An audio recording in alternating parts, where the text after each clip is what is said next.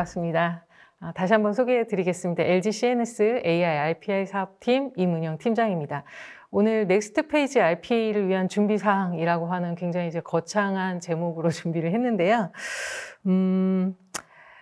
예, 제가 항상 강조하는 안정적인 RPA 운영과 이 넥스트 RPA, 페이지 RPA에 대한 두 가지 축으로 말씀을 드리고자 합니다. 사실 저는 그 솔루션사가 아니기 때문에 본 세미나에 참여하는 것을 굉장히 좀 고민을 했습니다. 우리 솔루션의 새로운 기능을 소개를 하고 많은 이제 고객분들을 유치하기 위해서 이런 세미나를 많이들 활용을 하시는데요.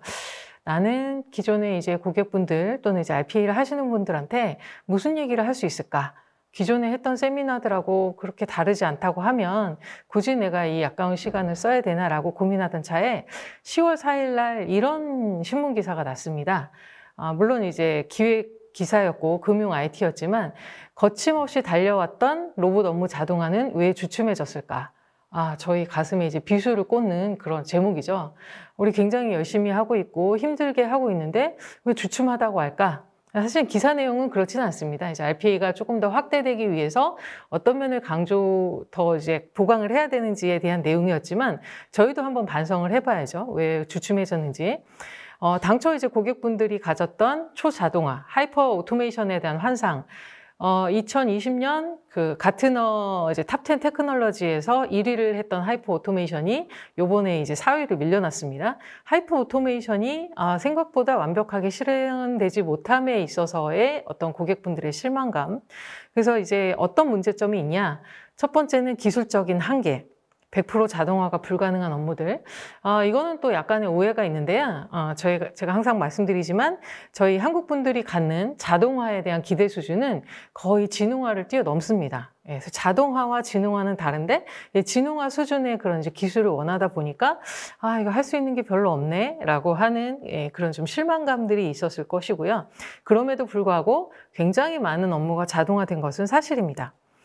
그러면서 이제 이 자동화가 불가능한 영역에 있어서 AI OCR이라고 하는 기술이 좀 떠오른다라고 이제 기사에서 나오고 있고요. 두 번째는 조직에서의 반발. 점점 이제 로봇이 업무를 많이 하면서 내 자리가 뺏기는 거 아닌가? 이런 위협. 저는 사실은 요거는 신문 기사이기 때문에 좀 자극적이라고 생각을 하고요. 실제 현장에서 이제 그 사용자분들이 느끼는 만족감은 굉장히 높습니다.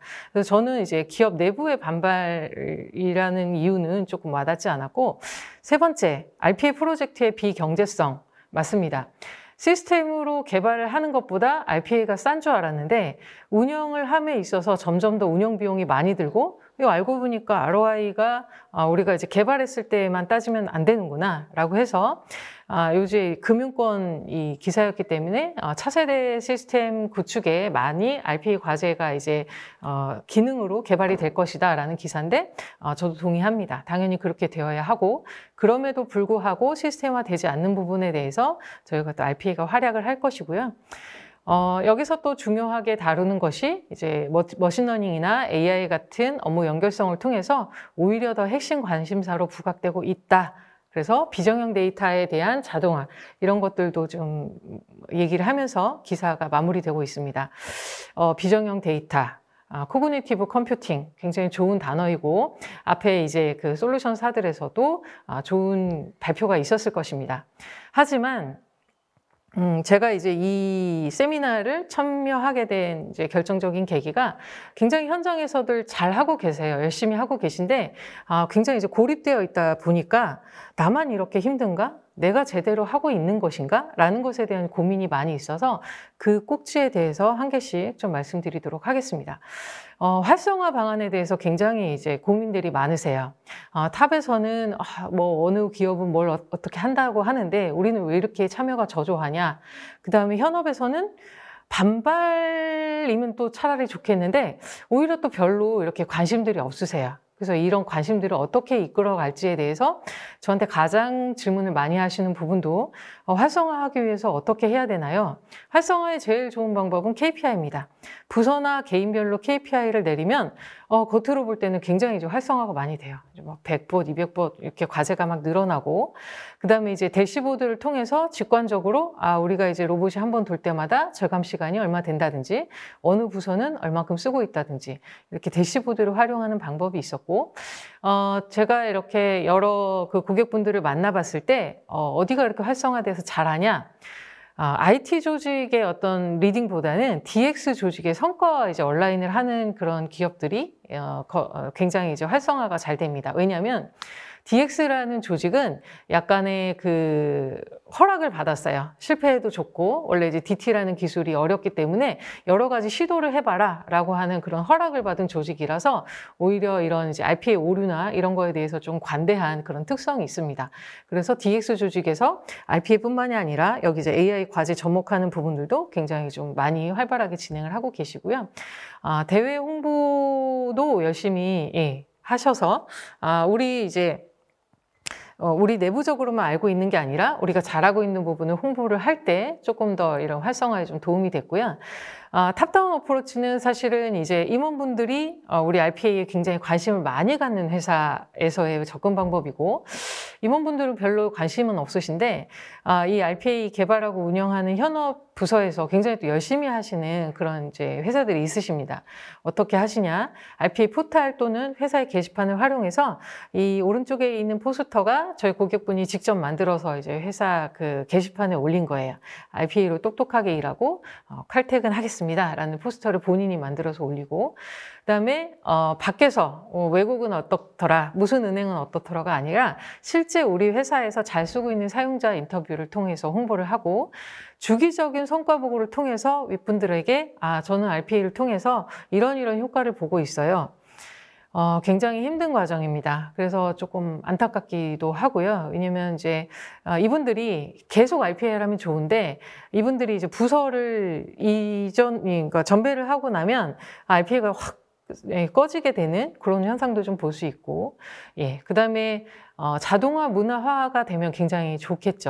저희가 이제 바라는 이상향인데, 주기적인 해커톤, 아까 이제 뭐 RDA 설명도 하시고 앞쪽에서 뭐 스튜디오 X 이런 설명도 하셨겠지만, 현업분들한테 직접 좀 쉬운 툴을 가르쳐서 해커톤도 하고, 그 다음에 우수한 RPA 사례에 대해서 포상도 하고, 그 다음에 요즘은 RPA 봇한테도 이름을 지어주고 있죠. 알데리, 알파트장, 뭐 회계봇, 통계봇, 이렇게 이름을 통해서 조금 더 친숙하게 하는 자동화 문화화라는 이제 세 가지 측면이 있고요. 충분히 잘 하고 계신데, 이 부분에서, 세 가지 부분에서 우리가 조금 더 노력해야 될 부분이 어떤 부분인가라는 것을 이제 참고하시라고 말씀을 드렸습니다.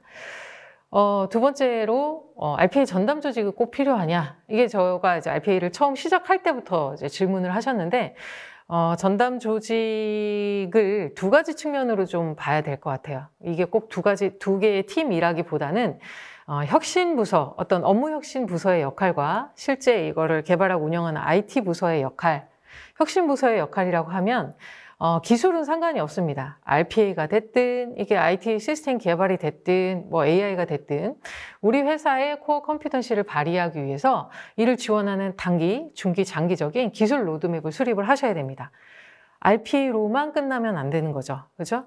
우리 회사가 제조업이다. 그럼 제조업의 어떤 그런 역량을 발휘하기 위한 기술적인 로드맵, 이를 서포트하는 기술들이 무엇이 있고, 외부에는 어떤 업체들이 있는지 충분하게 이제 스터디를 계속 하셔야 되고요. 또한 그런 이제 탑다운 방식의 이제 로드맵도 중요하지만, 바텀업에서 현업들의 어떤 페인 포인트를 접수를 하고 이걸 해결하기 위해서는 어떤 기술이 있을까라는 탐색, 그 와중에 RPA는 하나의 기술이 될 수 있습니다. 그 다음에 그래서 우리는 이 정도면 사실은 RPA로 충분할 것 같아, 혹은 AI로 좀 시도를 해봐야 될 것 같다라고 하면 그에 대한 프로젝트 발의, 그 다음에 현업들의 적극적인 참여를 유도하고, 이렇게 이제 시작만 해서 되는 것은 아닙니다. 도입된 기술에 있어서 현업들이 사용함에 있어서 보틀넥을 파악하고 해결해주는 일이 매우 중요한 일입니다. 이 부서의 이름이 RPA 팀이 됐든 DX 팀이 됐든 상관이 없습니다. RPA를 하시는 분들은 이런 혁신의 그 영역에서는 이런 업무를 하셔야 되고, 그다음에 IT의 영역에서는 어떤 업무를 하셔야 되냐면 당연히 RPA 개발 및 개발 프로젝트를 관리를 하셔야 되고요. 이런 과제들이 안정적으로 운영될 수 있도록 어떤 기술적으로나 정책적으로, 보안적으로 이슈를 해결해 주셔야 됩니다. 또한 이런 개발하고 운영하는 인원들의 교육 및 육성, 그 다음에 타 기술들하고 기술적으로 어떻게 연계를 할 건지, 아까 이제 뭐 전에 발표에서도 메신저랑 연계할 때는 어떻게 할 건지, 챗봇이랑 연계할 때는 어떻게 할 건지, 이런 것들에 대해서 IT 부서에서 전담을 해 주셔야 되는데요. 이거를 합쳐서 하나의 팀이 할 수도 있는 거고, 우리 팀의 이름은 IT 기획팀이지만 IT 기획팀에서 이제 RPA를 하시는 분들은 이 두 가지 역할을 항상 이제 염두에 두셔야 됩니다. 당연히 RPA라는 이름을 가지신 부서의 분들도 뭘 해야 될지 모르겠어요. 어떤 기술이 좋을지 모르겠어요. 라는 질문은 정말 어리석은 질문입니다. 팀장님, 저희한테 이런 어려움이 있는데 이거는 어떤 기술로 해결을 할 수 있을까요? 라고 접근하는 게 가장 좋은 방법이라고 생각을 하고요. 거버넌스, 운영 거버넌스 제가 항상 강조드리는 말씀이죠. 그래서 되게 좀 식상하지 않을까라고 생각을 했는데, 그럼에도 불구하고 아직까지도 다른 곳은 어떻게 하고 있지? 나는 이게 제대로 운영하고 있는 게 맞는 건가? 라는 것들에 대한 고민에 기반을 해서 이제 6가지를 선정을 해봤습니다. 대상 업무를 어떻게 선정을 할 것인가? 이제 외부 SI사가 와가지고 1차 프로젝트, 2차 프로젝트를 하고 이제는 제가 이제 추가적인 이 개발을 진행을 해야 되는데, 그때는 이제 뭐 컨설팅 또는 이제 분석 설계하는 분들이 과제의 어떤 우선순위라든지 이런 걸 정해줘서 실제로 이제 개발을 해줬는데, 내가 현업에서 들어오는 과제들 중에 어떤 업무를 먼저 선정을 해줘야 되는가? 기준을 마련을 해야겠죠. 절감 시간, 수행 빈도, 혹은 비즈니스 리스크, 이런 이제 기준을 수립을 해놓고 이거에 대해서 우선순위를 정해서 개발에 대한 우선순위를 선정을 하셔야 됩니다.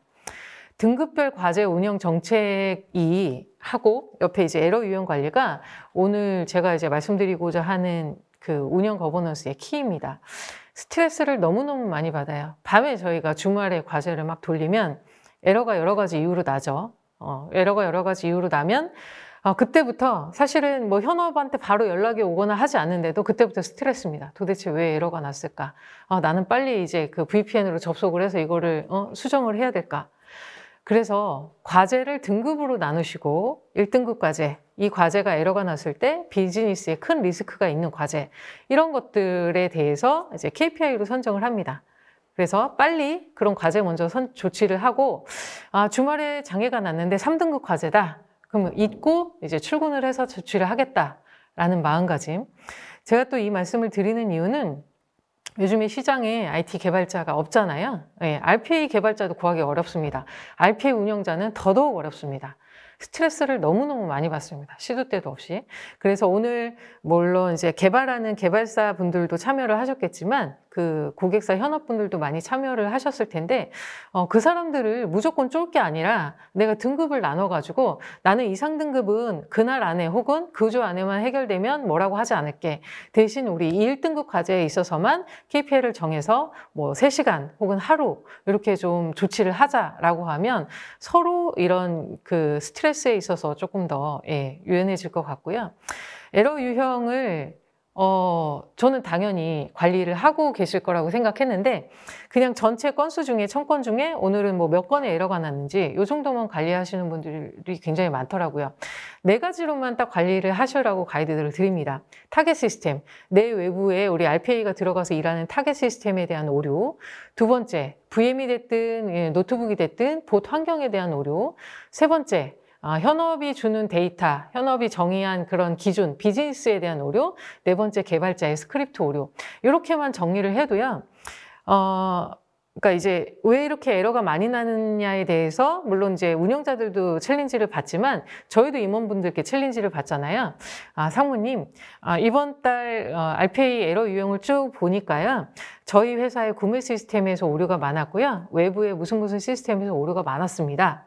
라고 보고만 드려도 훨씬 더 윗분들도 이제 RPA에 대해서 좋은 긍정적인 이미지를 얻을 수가 있고 저희도 이제 운영의 부담을 좀 줄일 수 있습니다. 로봇 이관 기준 및 형상 관리, 뭐 기존의 IT 시스템과 똑같이 개발 후에 운영 이관 기준이라든지, 그 다음에 소스가 변경되면 그냥 개발자가 변경해놓고 개발자 PC에서 돌리고 형상 관리 툴에는 뭐 업데이트하지 않는다든지, 이런 것들은 기본적인 IT 관리에서부터 이제 어긋난 거죠. 또 RPA 소스도 형상 관리 정책과 툴을 좀 활용하시라는 말씀을 드리고요. 기존에는 이제 절감 시간 때문에 그만 계산을 해왔기 때문에, 야, 우리가 뭐 도입했는데 ROI가 나는 게 맞아? 라는 이제 그 임원분들의 챌린지에 굉장히 조금 약할 수밖에 없었는데요. 업무 가치 창출을 이제 계산하시라고 말씀을 드리잖아요.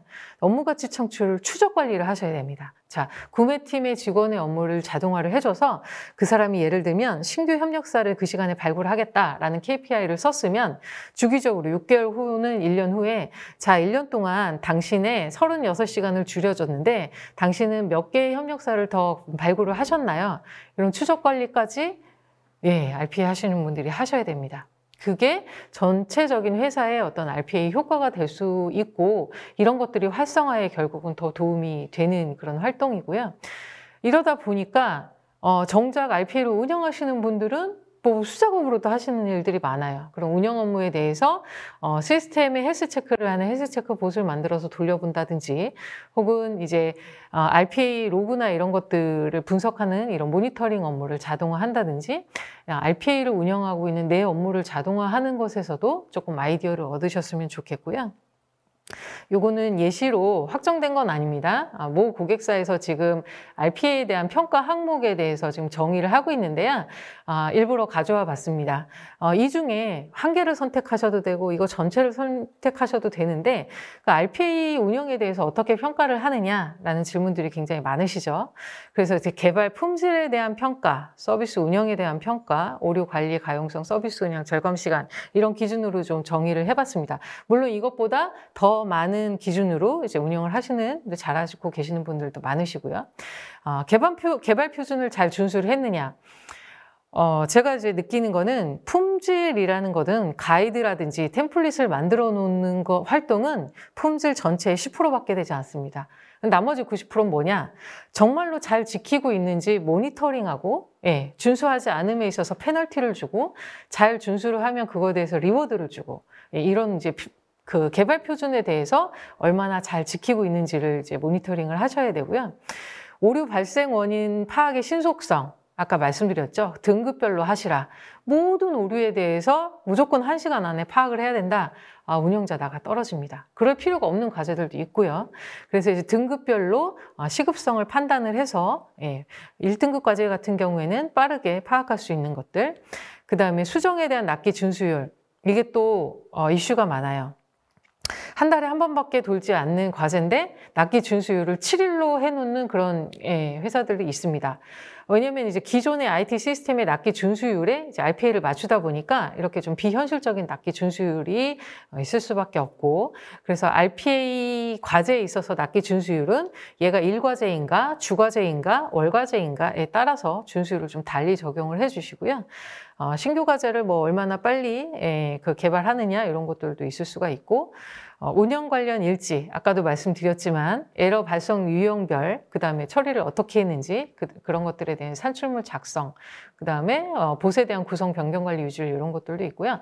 보안 정책 위반 건수, 제가 요거 다음으로 바로 보안 말씀을 드릴 거예요.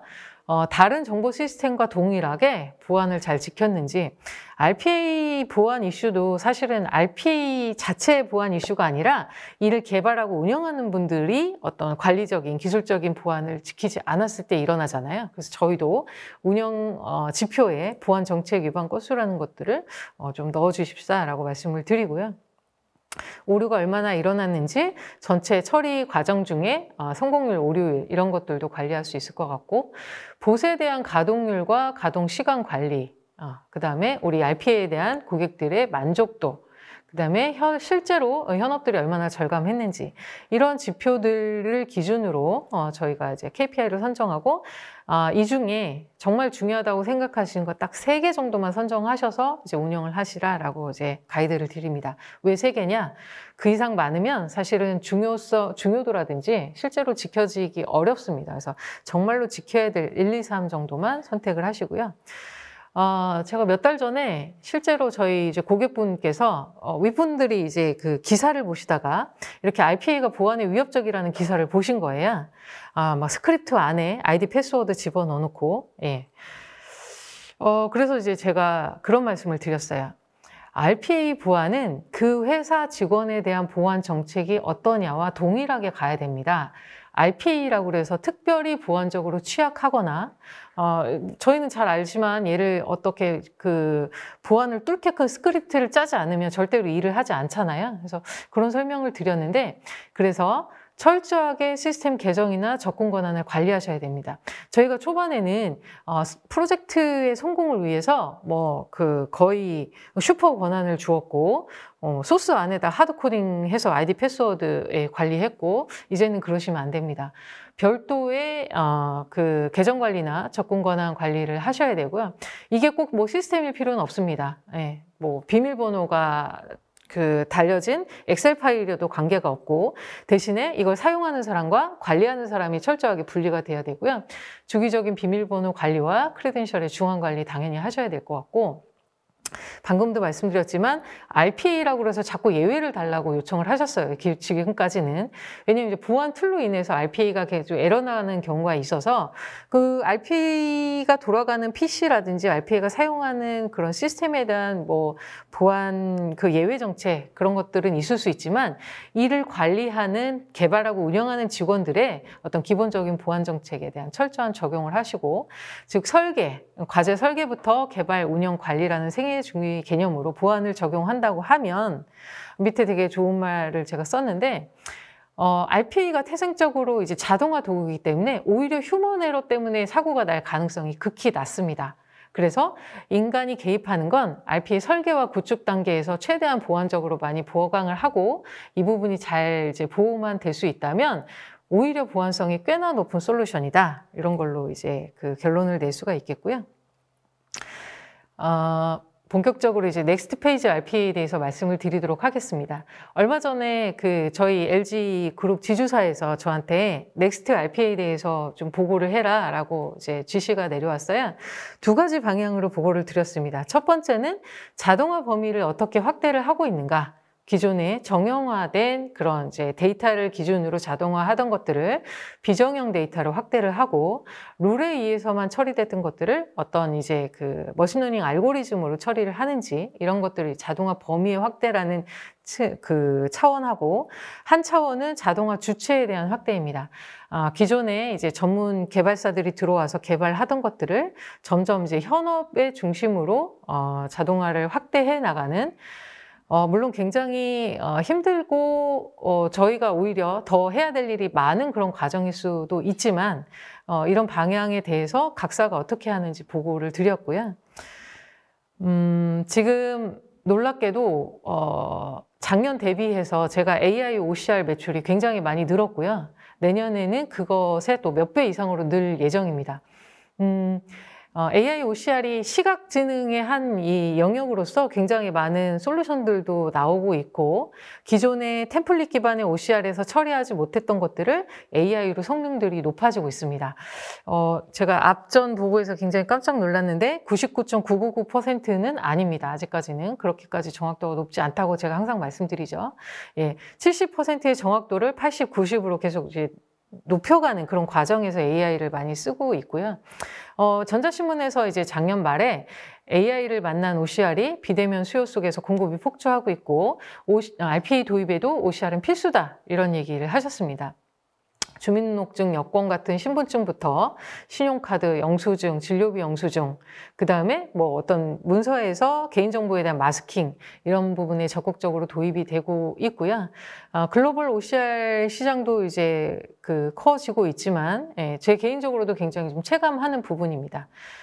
그래서 AI OCR의 학습 프로세스는 기존의 이제 템플릿 기반의 OCR 같은 경우에는 문서를 놓고 템플릿을 하나하나 정의를 해줘서 이 자리에는 상호명이 나옵니다. 이 자리는 주소가 나옵니다. 라고 하는 이제 템플릿 기반이었다고 하면, AI OCR 학습은 이제 문서를 놓고 데이터를 라벨링을 합니다. 여기는 회사명, 여기는 이 문서에 대한 제목, 여기는 뭐 이 결과에 대한 표, 그다음에 이제 학습을 시키고, 그다음에 이제 데이터를 추출하는 방식이 기존의 룰 베이스의 방식도 있지만 머신러닝 알고리즘을 통해서 모델 베이스의 익스트랙터도 사용을 하는데요.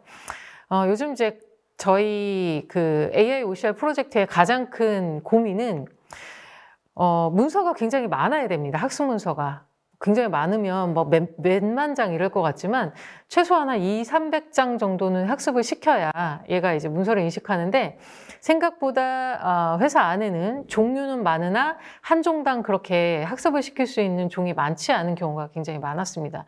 그래서 이 머신러닝 모델을 만드는 데 있어서 작은 수의 학습 데이터로도 모델이 잘 만들어지는 솔루션들을 지금 또 찾고 있습니다. 그래서 오늘 아침에도 호주 업체하고 이제 컨퍼런스 콜을 하고 왔는데요. 그런 방향으로 계속 업체들도 노력을 하고 있고, 그 다음에 이제 이렇게 추출된 데이터에 대해서 밸리데이션을 해서 지금 이제 시장에 나온 데이터들을 보면 한 200장, 300장 정도 학습을 시키면 그 종에 있어서는 매우 잘 인식을 하는, 이 학습이라는 단어가 노가다입니다. 노가다. 저희의 노가다를 다 쏟아 부어야 하는. 그래서 실제로 제가 이제 AI 프로젝트를 하다 보면 조금 고민이 되는 게 기계를 학습을 시키기 위해서 인간의 두뇌가 굉장히 좀 많이 필요한 과정이구나. 그래서 그런 것들을 이제 자동으로 학습시킬 수 있는 기술들도 많이 나오고 있는데 정확도를 높이기 위해서는 사람이 직접적으로 라벨링을 해주고 테스트를 해야 되는, 아직까지는 그런 단계고요. 그런 어떤 문서들을 지금 하고 있느냐. 왼쪽의 표는 실제로 RPA 프로젝트에서 AI OCR을 같이 하고 있는 경우고, 오른쪽에 있는 표는 AI OCR 프로젝트만 별도로, 오타가 났네요. AI OCR 프로젝트만 별도로 나는 그런 이제 예시입니다. 제가 항상 설명드리지만 기존에 있는 시스템에다가 OCR을 붙이고 싶은데 그러면 이제 시스템에 대한 수정이 많이 이루어지니까 그런 경우에는 RPA를 많이 활용을 하고요. 예를 들면 저희 에너지 솔루션에서 하고 있는 품질 교정 성적서 같은 경우에도 교정 업체에서 결과를 메일로 보내오면 RPA가 그 교정 결과를 OCR에 업로드를 하고 OCR이 이것들을 이제 추출을 한 다음에 다시 사내 시스템에 RPA가 입력을 하는 RPA OCR이 주고받는 그런 사례들로 이루어지고, 우리는 이번에 차세대 시스템을 할 거야. 시스템을 대대적으로 이제 개편을 한다고 하실 때는 OCR을 직접 시스템에서 OCR에 일을 시키고 그 데이터를 대사를 한 후에 DB에 직접 넣도록 그렇게 이제 가이드를 해드리고 있죠. 그래서 뭐 품질 교정 성적서라든지 해외 운반비 부대 비용 이런 것들 직접 OCR로 지금 돌리고 있고, LG화학에서 굉장히 큰 프로젝트를 하고 있습니다. 공장에 있는 캐비넷 안에 들어있는 각종 도면, 설비 자료들을 전부 다 디지털화를 하고 있어요. 1차적으로는 이 종이를 PDF로 변환하는 작업을 하고 있고, 이 PDF 중에서도 우리 시스템에 입력을 하면 뭔가 나중에 품질 분석이라든지 이런 거에 도움이 될 만한 그런 그 자료들을 AI OCR로 지금 입력을 하고 있습니다. 올해 한 공장을 대상으로 파일럿을 했고요. 내년에는 LG화학 전 공장을 확대할 예정입니다. 그 다음에 지금 하고 있는 모 금융사에서 그 각종 거래처로부터 온 거래 명세서에 대해서 읽어서 이제 그걸 OCR로 RPA로 처리하는 프로젝트를 하고 있는데, 거래 명세서에서 읽어야 되는 항목은 동일하나 형태가 다 다릅니다. 그래서 이런 것들을 좀 학습시키는 과정을 하고 있고요. 그냥 AI OCR 프로젝트에서 요즘에 이제 저한테 요청이 가장 많이 오는 것들이 뭐 신분증, 당연히 신분증 굉장히 많이들 하고 계시고요. 그 다음에 뭐 그 사업자 등록증이라든지, 그 다음에 주민등록 등본, 초본, 가족관계 증명서 이런 것들을 굉장히 많이 하고 있고, 이 중에는 AI OCR을 직접 만드는 회사도 있습니다. 그럼에도 불구하고 또 다른 AI OCR 그 업체를 불러서 프로젝트를 하고 계시고요. 그래서 이게 뭐 꼭 RPA랑 연동이 되지 않아도 뭔가 자동화를 확대하는 의미에서 AI OCR 프로젝트를 굉장히 좀 많이들 하고 계시다라는 말씀을 드리고, 제가 항상 말씀드리지만 100%가 아닙니다. 100%가 아니면 어떻게 해야 되죠? 마지막에 반드시 사람이 확인해서 컨펌을 하는 단계를 두셔야 됩니다. 이게 나중에 이제 책임 소재 문제도 있어요. 거래 명세서에서 어떤 금액과 수량이 들어가야 되는데 100%인 줄 알고 이제 OCR을 읽어서 바로 이제 시스템에 입력했는데 이때 수량과 금액이 잘못됐을 때 누가 책임져야 되느냐라는 문제에 있어서 항상 현업에서 이 문제를 책임지게끔 이런 책임까지 IT에 RPA 하는 분들께 돌아온다고 한다면 굉장히 저희가 이제 뭔가 새로운 기술을 도입하기가 두려워지고 꺼려지는 그런 원인 중에 하나일 것 같습니다. 그래서 마지막에 반드시 현업분들께서 뭐 내용이라든가 주요 내용이나 숫자를 확인하게끔 하는 그 과정에서 AI OCR 업체들은 또 뭘 해줘야 되느냐? 컨피던스를 뱉어줘야 됩니다. A부터 Z까지 100개를 현업이 다 확인하는 게 아니라 내가 읽어봤는데 얘는 조금 좀 신뢰도가 약해요 라는 거에 대해서 뱉어주면 그 부분에 대해서 조금 더 자세히 보는 그런 과정들로 진행이 되고 있고요. 요즘에 제가 하고 있는 그 과제가 비정형 데이터에 대한 검색과 분석입니다. 이렇게 OCR로 혹은 PDF로 구워서 많은 이미지 데이터들을 저장을 해놨어요. 혹은 우리 회사에 들어오는 STT 그런 그 데이터들, 음성 데이터들이 많이 저장되어 있는데 이런 것들을 빨리 분석을 해서 혹은 검색을 해서 업무에 쓰고 싶은데 아직까지 이제 그 기업에 적용된 검색 엔진은 정형 데이터 기준입니다. 그래서 기존의 이제 풀텍스트 검색은 속도가 굉장히 느렸기 때문에 저희가 색인이라는 방식을 통해서 요즘에 시중에서 쓰고 있는 모든 검색이 이제 인덱싱이라고 하는 색인 방식으로 활용을 하고 계신데요. 그러다 보니까 검색 결과에 왜곡이나 유실이 존재를 하고 자연어로 뭔가 이제 검색을 했을 때 결과가 좀 잘 나오지 않는 부분이 있어서 속도를 개선하고 검색 품질을 개선을 하기 위한 그런 비정형 데이터 검색 엔진을 만들고 있습니다.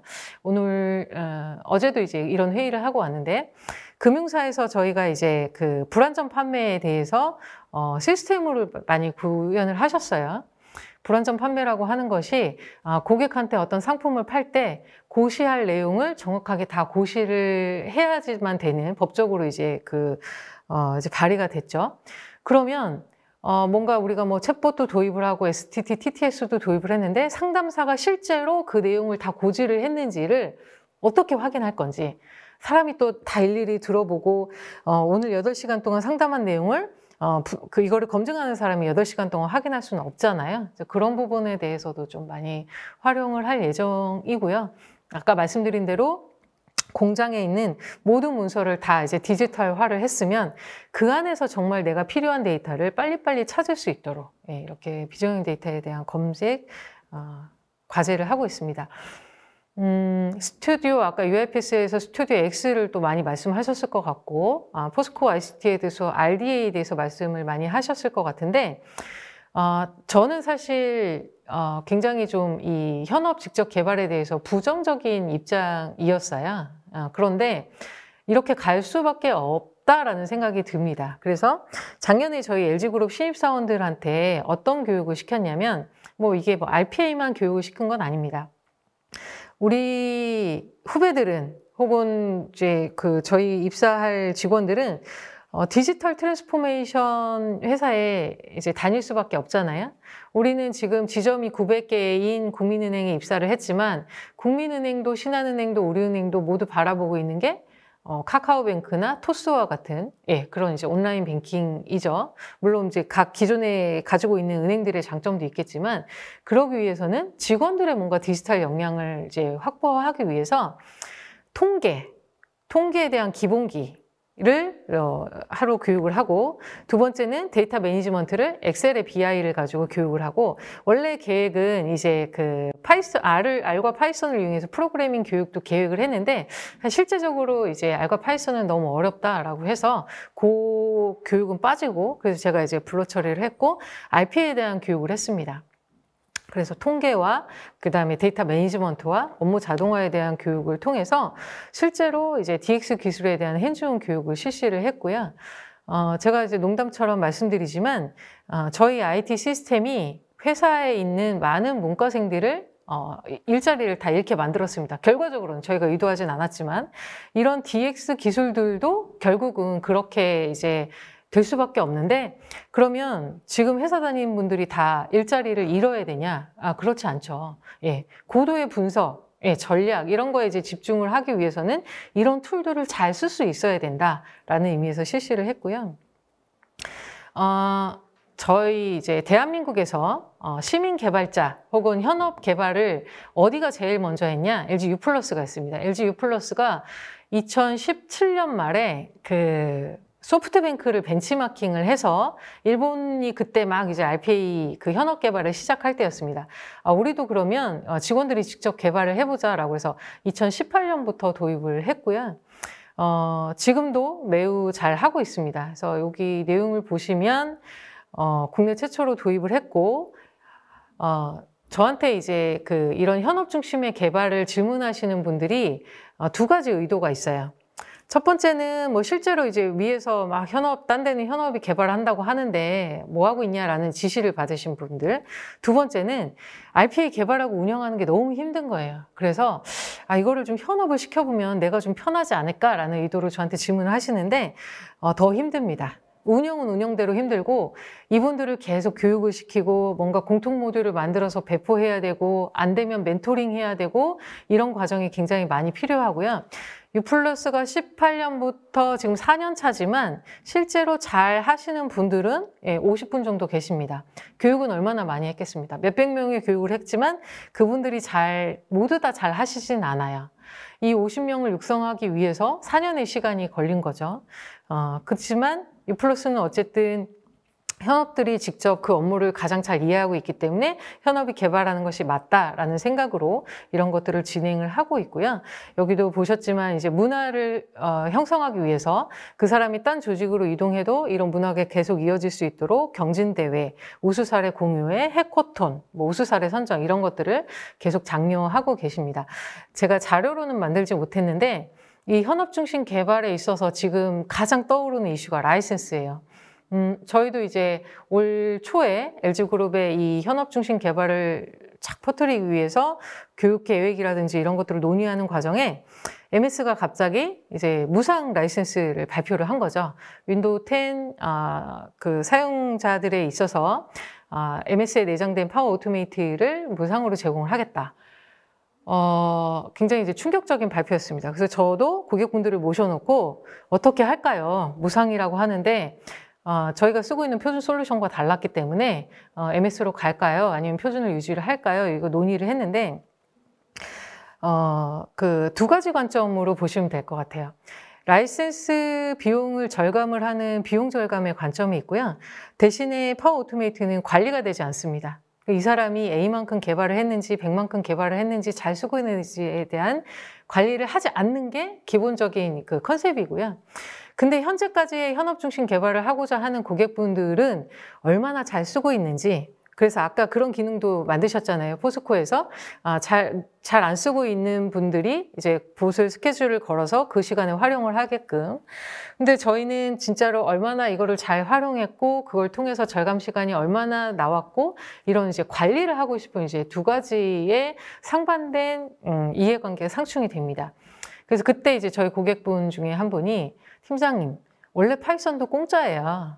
하지만 저희가 이 툴을 이용하는 이유는 뭔가 표준화된 그런 개발에 대한 프레임워크를 줄 수 있고 사람들이 잘 활용할 수 있는지 관리하고 모니터링 할 수 있고 물론 나중에 정말 이게 문화가 보편화가 돼서 우리가 엑셀 쓰듯이 파워 오토메이트를 쓸 수 있다고 하면 이런 고민을 전혀 하지 않겠지만 아직까지 과도기적으로는 뭔가 저 관리가 필요하다라는 그런 이유로 저희는 그 표준 솔루션에서 나온 이제 RDA 툴을 이제 적용을 했는데 모두 다 그렇진 않습니다. 그래서 제가 특히나 이제 그 오피스 365를 사용하시는 고객분들한테는 MS 파워 오토메이트도 많이 지금 추천을 해드리고 있고요.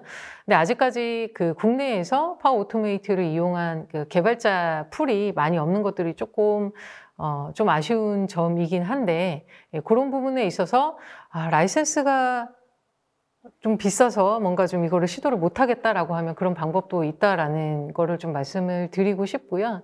자동화 주체는 점점 더 확대될 수밖에 없다고 생각합니다. 나도 코딩 잘 못하는데 이게 뭐 확대되겠어? 라기보다는 조금 가능성을 열어주시고 적용을 하시고요. 아까 제가 이제 조직에서 말씀을 드렸지만 RPA, 넥스트 RPA 뭘 해야 돼? 라는 기술적인 측면보다는 내가 RPA를 적용을 하니까 우리 현업들이 어떤 부분에 있어서 조금 더 어려움을 겪고 이거는 OCR을 적용하면 좋을 것 같아. 이거는 모델러를 데려다가 머신러닝 알고리즘 한번 짜볼까? 라고 하는 페인포인트 문제에서 조금 접근을 하시면 좀 적용이 쉽지 않을까라는 생각이 들었고요.